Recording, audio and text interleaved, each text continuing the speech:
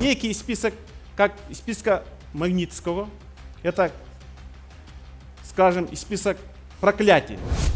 Раз не можем их наказать, хотя бы что они почувствовали моральную наказанность. Мы должны усилить ответственность за экологическую безопасность, а то, что касается незаконная проверка фискальных органов, должны рассматриваться как покушение на частную собственность.